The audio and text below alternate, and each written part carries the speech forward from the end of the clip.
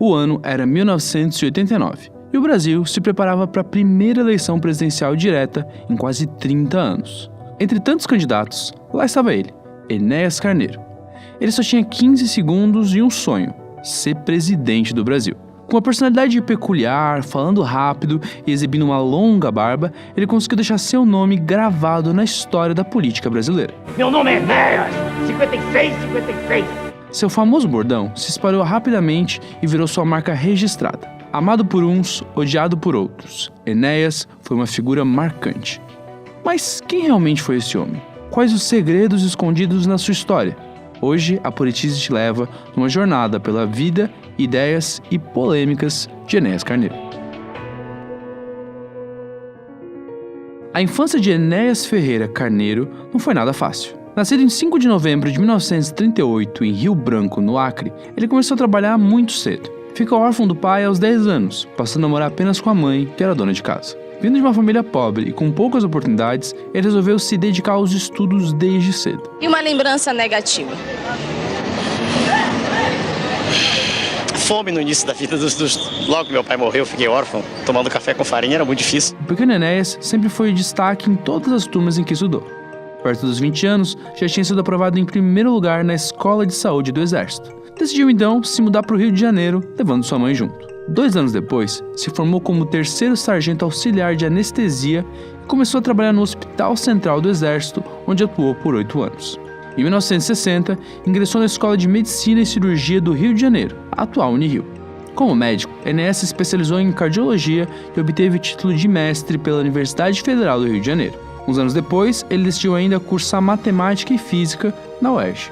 Em sua carreira profissional, também deu aulas de cardiologia e em cursinhos preparatórios para o vestibular, além de escrever o livro O Eletrocardiograma, referência na área médica. Sócrates não escreveu nada, eu li Platão, li Aristóteles, li Descartes, li Leibniz, li Kant. Como excelente cardiologista que era, Enéas sabia cuidar do coração dentro e fora do consultório. Pode-se dizer que ele teve uma vida romântica movimentada. O resultado? 3 filhas de 3 relacionamentos diferentes. Fato é que ele sempre foi reservado sobre a sua vida pessoal, e se alguém quisesse tirar ele do sério, bastava perguntar sobre sua família. Em 1994, por exemplo, quando foi abordado pelo jornalista Marcelo Magliaccio, Enéas foi questionado sobre ter 3 filhas de 3 mulheres diferentes, e respondeu alterado: "Ninguém aqui vai dar entrevista, não preciso de jornal para ganhar a eleição." Em sua juventude, Enéas foi inicialmente influenciado pelo marxismo e ficou impressionado com as ideias socialistas e com a proposta de revolução e superação do capitalismo. No entanto, com o tempo, ele acabou se desencantando com a esquerda, porque achava que as experiências socialistas estavam muito distantes do que havia teorizado Marx e Engels. Isso levou a rejeitar o marxismo e seguir um caminho ultranacionalista e anticomunista. Qual é a ideologia do senhor? O senhor é um socialista? Não, senhor. Se o diálogo estivesse ocorrendo há 30 anos atrás, a resposta seria sim. Há 30 anos atrás, ledor que eu era dos textos de Engels, né, que se encaixam na formação filosófica que tive, eu, naquela época, era um entusiasta da tese socialista. Eu estou falando da palavra socialismo no sentido científico, né? Eu sonhava com aquela União Soviética que emergia no pós-guerra. A experiência mostrou que se o Estado toma conta de tudo, desaparece a competição e, uma vez satisfeitas as necessidades básicas, quer dizer, moradia, habitação, comida, a sociedade entra em letargia e não desenvolve. Isso já é notório. Então eu não sou socialista. Então não há opção. Mesmo assim, esse passado marxista parece ter influenciado muito a visão política de Enéas na busca por um caminho alternativo para o Brasil. Na década de 1980, o Brasil passava por uma transição, saindo do regime militar e voltando à democracia. Foi nesse cenário de renovação que Enéas Carneiro fundou o Partido da Reedificação da Ordem Nacional, o PRONA. As bandeiras levantadas pelo partido eram o nacionalismo extremo, um Estado intervencionista e a moralização da política brasileira. Além disso, o PRONA também defendia o fortalecimento das Forças Armadas para proteger a nação. E a proposição nossa é corrigir a espinha dorsal, de cima a baixo, em todos os escalões. reeditar o crédito na coisa pública, na instituição pública. À frente do Prona, Enéas lançou sua primeira candidatura à presidência em 1989. Ele usava seu tempo limitado na televisão de forma impactante, ao som da Quinta Sinfonia de Beethoven, repetindo sua famosa frase para garantir que seu nome fosse lembrado pelos eleitores. Essa estratégia de marketing político, aliada às suas propostas conservadoras, fez com que ele se destacasse e ganhasse popularidade. Por que só tenho 15 segundos? Porque se com 15 segundos consigo falar com clareza, com 2 minutos e meio eu passaria como um trator por cima desses candidatos tão ruins que mais da metade da população está indecisa. Meu nome é Enéas. Seu discurso era marcado por palavras difíceis, um tom mais agressivo contra os políticos profissionais e enfatizava a necessidade de restabelecer a ordem na sociedade. Hoje vou falar de uma figura gliscroide, repugnante, um político profissional. Ele nunca está fora do poder. Para ele qualquer cargo serve. Sua fala acelerada, a aparência pouco comum, a barba volumosa e os óculos grandes e suas propostas nacionalistas fez com que aos poucos Enéas se tornasse um personagem quase folclórico da política brasileira. Para onde vão os Enéas depois das eleições? Depois das eleições, os Enéas partem em revoada para a savana africana, sempre em bandos de 57.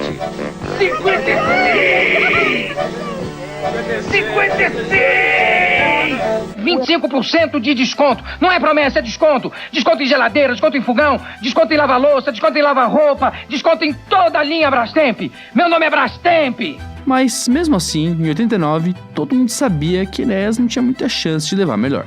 A eleição contou com 22 candidaturas, e no final acabou se polarizando entre Lula e Fernando Collor de Mello, que acabou se elegendo presidente. Ainda assim, Enéas conseguiu mais de 360 mil votos e ficou em 10º lugar entre os 22 concorrentes. Um ótimo resultado para um estreante com tão pouco de TV e nenhuma representação no Congresso Nacional.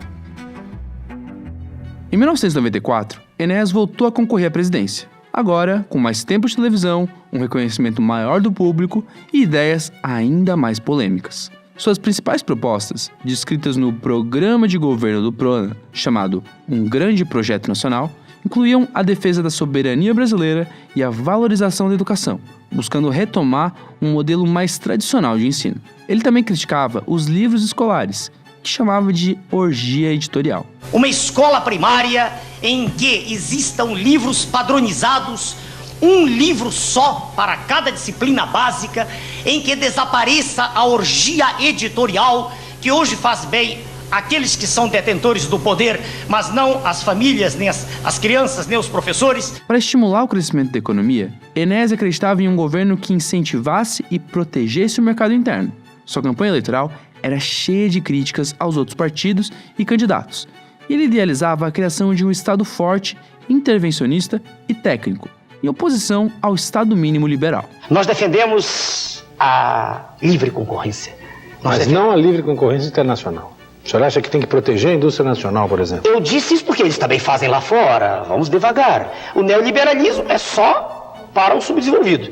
Porque eles defendem. O Japão se defende, os Estados Unidos se defendem, a Inglaterra se defende, a Alemanha, todos se defendem naquilo que é estratégico para eles. Nessa onda, o candidato do Prona batia forte contra as privatizações que começavam a ganhar espaço no Brasil dos anos 90. Para que servem as privatizações?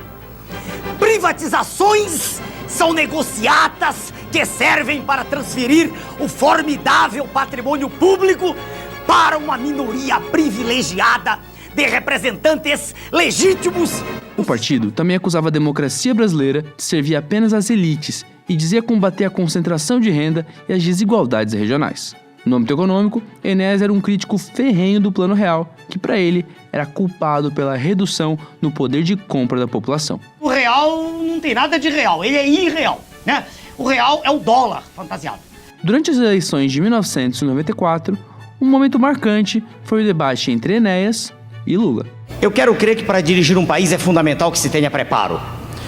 Pelo que ouço e leio do senhor e quando o senhor se pronuncia, eu percebo que o nível de escolaridade do senhor é mínimo. Na opinião do senhor, é ou não fundamental deter nível de escolaridade mínimo, preparo, ou seja, se não basta apenas conhecer o fato, ou se é fundamental também saber como resolvê-lo? É muita ignorância querer confundir capacidade política capacidade administrativa ou sensibilidade política de como tomar decisões em benefício da maioria, com curso superior. Esse embate resume muito bem uma ideia central no pensamento político de Enéas Carneiro. Ele acreditava que uma elite intelectual, formada por pessoas com muito estudo e conhecimento técnico, deveria ocupar os cargos de liderança no Brasil. E claro, ele se via como parte desse grupo. Fato é que em 94 as coisas pareciam melhorar para Enéas. E mesmo sem ser levado tão a sério pelos concorrentes, o candidato conquistou uma votação quase 15 vezes maior do que a de 1989, ficando em terceiro lugar,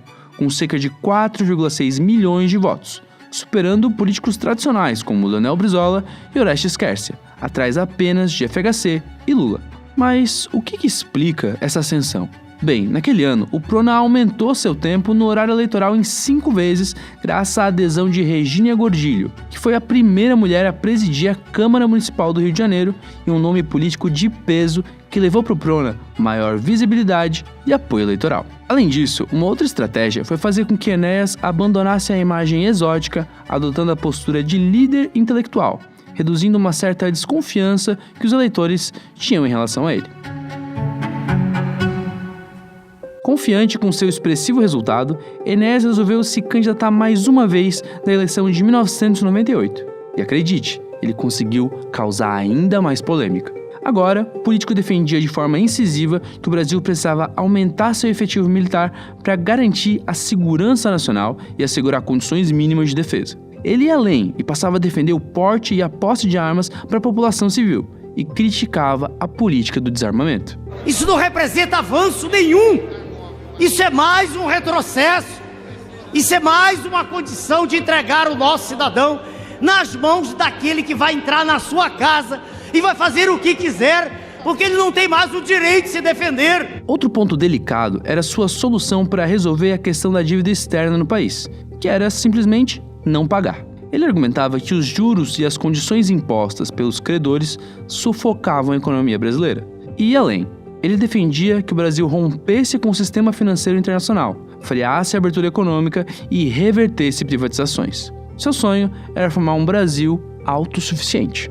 Não existe nenhuma saída possível para uma situação dessas, a não ser a ruptura definitiva com o sistema financeiro internacional. Chega de pagar juros! Eu sou o único candidato a presidente que tem coragem para dizer isso. Foi nessa época que surgiu uma das suas mais conhecidas e polêmicas propostas. Muito apegado ao conceito de segurança nacional, Enéas passou a defender o que, segundo ele, ninguém mais tinha coragem de dizer. O Brasil deveria ter sua própria bomba atômica. Só 5 países no mundo têm o monopólio do poder nuclear, impondo aos outros a humilhação de assinar tratados de não proliferação de armas nucleares. É preciso construir a bomba, não para jogar a bomba em ninguém, mas sim para evitar que alguém jogue a bomba aqui, como os Estados Unidos fizeram com o Japão em 1945. Essa fala gerou muita polêmica na época. Enéas tentou remediar a situação, explicando que a bomba seria apenas para defesa e persuasão, uma questão de diplomacia e segurança nacional mesmo. Mas não tinha jeito, o estrago já estava feito. Enéas terminou a eleição em 4º lugar e a sua votação caiu para 1,4 milhão de votos, mais de 3 milhões a menos do que na eleição anterior. Essa proposta continuaria a perseguir Enéas ao longo de sua vida política, e ele seria para sempre o candidato da bomba atômica. Eu passei tudo que penso, tudo que estudei durante a minha vida, física, ciências exatas, matemática, filosofia, nada disso tinha valor. Todo o projeto de educação falava em bomba, bomba, bomba. Eu fiquei sinônimo de bomba. Onde eu passava, gritava bomba. Eu ia dizer o quê? Não tinha como. Mas, como bom brasileiro que não desiste nunca, o médico resolveu ainda disputar mais uma eleição no ano 2000, só que agora para o cargo de prefeito de São Paulo. Com enfoque em educação, Enéas trazia agora suas bandeiras nacionalistas, estatizantes e conservadoras para a esfera municipal da maior cidade da América Latina, a vitrine perfeita para qualquer político. Eu pretendo, se lá chegar nesse cargo, adaptar ao município o projeto nacional que tinha para a presidência da República. Nessa campanha, acredite ou não, a bomba atômica voltou a aparecer na boca de outros candidatos de um jeito bem inusitado. O senhor, me lembro muito bem, aplicava ou defendia a criação da bomba atômica no Brasil.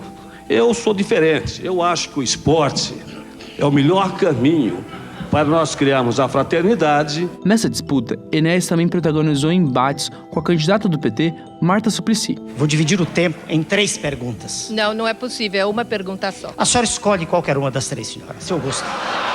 Qual o maior problema do ponto de vista de índices de bem-estar social, do seu ponto de vista, como resolvê-lo?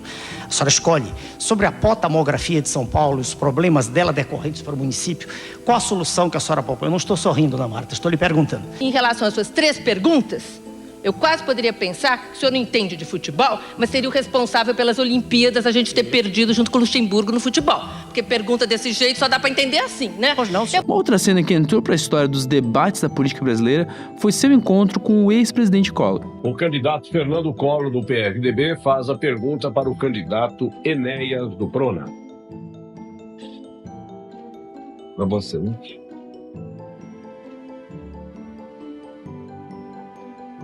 Fale qualquer coisa aí. 30 segundos para a sua pergunta, meu irmão. Uma beleza. Ótimo. Já que Sua Excelência é o ex-presidente da República nada tem a dizer, eu tenho muito. Embora ele não tenha vencido a disputa, o Prona conseguiu eleger uma vereadora, a doutora Avanir Nintze, a segunda mais votada em São Paulo naquele ano. O Ibope apontou o meu nome em segundo lugar para deputado estadual e o doutor Enéas 5656 em primeiro lugar para deputado federal. Deputada estadual, meu nome é Avanir 56500. Depois de eleita, ela prometeu seguir as orientações de Enéas e teve uma trajetória marcada por pautas conservadoras, como a proposta de multa às empresas publicitárias que exibissem imagens de nudez e lascívia, a criação de uma comissão de denúncia sobre clínicas clandestinas de aborto e a instituição do ensino bíblico e da execução do hino nacional nas escolas. Mas para Enéas, foi só em 2002 finalmente a vitória veio, em grande estilo. Ele se elegeu como deputado federal e obteve a maior votação da história até aquele momento, com mais de 1,5 milhão de votos. Feito que só seria superado 16 anos depois por Eduardo Bolsonaro. Durante seu tempo no Congresso, Enéas continuou com um discurso nacionalista e ainda mais crítico contra a esquerda, sobretudo ao governo do então presidente Lula, relembrando inclusive as críticas feitas a ele 10 anos antes. O presidente Lula que não entende nada disso. Desculpem os líderes do PT, mas Sua Excelência já discutiu com ele certa feita ao vivo. Não tem o mínimo de arrumação intracromossomial específica para dirigir o país. Durante seu mandato, ele inclusive se alinharia em certos momentos com o então deputado do Baixo Clero, Jair Bolsonaro. O ilustre deputado Bolsonaro, e diz com uma linguagem, direi eu, um pouco mais rígida, um pouco mais despida, talvez, de figuras de sintaxe ou de retórica, mas diz com sinceridade tudo que eu estou dizendo. Mas Enéas não parecia ter desistido do sonho de ser presidente. Em 2006, ele inicialmente anunciou sua candidatura, mas teve que insistir porque foi diagnosticado com leucemia. Durante a luta contra o câncer, ele perdeu a sua enorme barba, uma de suas marcas registradas, e se manteve na disputa por mais um mandato de deputado, agora atualizando seu bordão. Sou deputado federal. Com barba ou sem barba, meu nome é Enéas 5656. Durante seu tempo no Congresso Nacional, ele foi autor de 2 projetos de lei. O PL 3960 de 2004, que visava substituir combustíveis derivados de petróleo por renováveis em todo o país, e o PL 4856 de 2005, focado em proibir a produção e venda de alimentos em formatos de cigarro.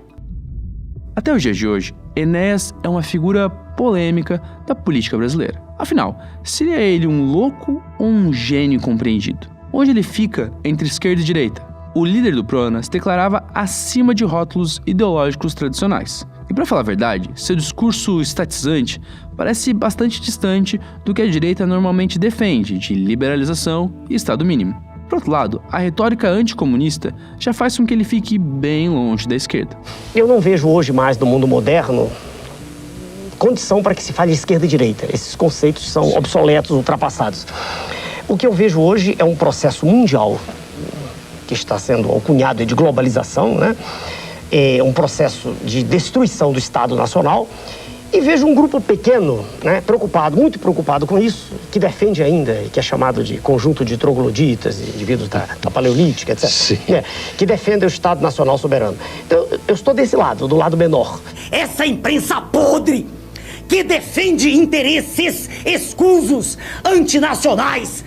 Chamou-me de nazista e fascista, porque eu luto a favor da minha pátria, porque eu defendo a ordem, a disciplina, o respeito aos símbolos nacionais, as forças armadas, os valores cristãos, que são universais. É consenso aqui que todo o seu discurso nacionalista e de ordem já coloca Enéas num campo bem mais autoritário e conservador da política. O médico condenava, por exemplo, o aborto e o casamento homoafetivo, se apoiando em uma teoria conspiratória que afirmava que a homossexualidade fazia parte de um plano neomalthusiano que visava diminuir a taxa de natalidade no país para enfraquecer a defesa nacional. Odilon Caldeira Neto, historiador e pesquisador da PUC do Rio Grande do Sul, conta que Enéas Carneiro, ao criar o Prona, recebeu o apoio de grupos ligados ao integralismo, um movimento nacionalista inspirado no fascismo italiano. Enéas, inclusive, permitiu que alguns seguidores do integralismo se juntassem ao partido. Tudo isso, para alguns, já acaba colocando Enéas como um precursor de um movimento de extrema-direita no Brasil. Jair Bolsonaro, presidente do Brasil de 2019 a 2022, é frequentemente associado a Enéas em termos de estilo e algumas propostas, como suas opiniões sobre direitos humanos, armamento civil, homossexualidade e por aí vai. Embora existam diferenças claras, a influência de Enéas no movimento bolsonarista é nítida. O Enéas foi um homem do futuro, né? Que nós perdemos a chance de dar-lhe o devido tratamento que ele merecia. Em muito, ele se notabilizou na questão do nióbio. Fato é que, apesar de defender um Estado forte e autoritário, Enéas tinha aversão a teses socialistas, negava-se de uma terceira posição e se dizia comprometido com o sistema capitalista, mas em uma vertente antiliberal. Eu defendo a propriedade privada dos bens de produção, sem dúvida.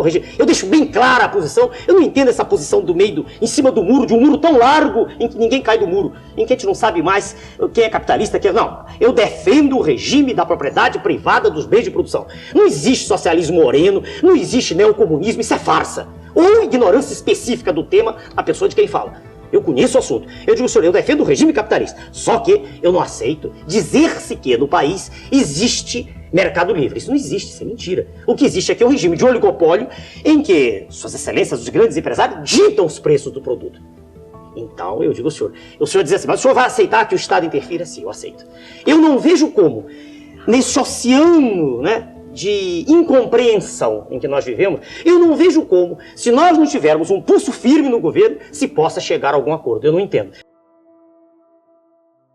Após seu diagnóstico de leucemia em 2006, Enéas passou por sessões de quimioterapia e várias internações para combater a doença. E apesar dos esforços no tratamento, acabou desistindo de continuar por achar que não estava mais fazendo efeito. Ele morreu em 2007, aos 68 anos. E suas cinzas foram jogadas na Baía de Guanabara, atendendo um pedido feito por ele antes de sua morte. Sua história se confunde e se mistura com a história da direita no Brasil e do integralismo, o movimento nacionalista do século XX que defendia muitas das bandeiras que Enéas encamparia anos depois. Quer conhecer mais sobre a história desse movimento político? Clica aqui e assista agora um vídeo sobre o assunto. Esse foi o vídeo de hoje, pessoal. Até a próxima!